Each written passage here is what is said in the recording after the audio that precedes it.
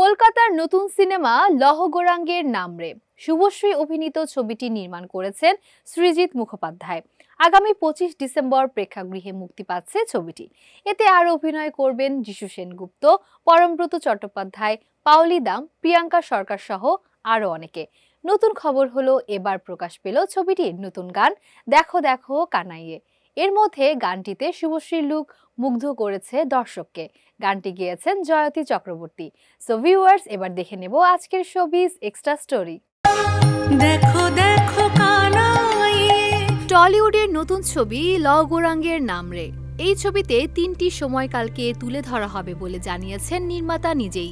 এর মধ্যে নটি বিনোদিনী, শ্রী চৈতন্য মহাপ্রভু, গিরিশচন্দ্র ঘোষের মতো চরিত্ররা উঠে আসবে। দেখো দেখো কানাইয়ে। এতে নটি বিনোদিনী চরিত্রে অভিনয় করেছেন শুভশ্রী।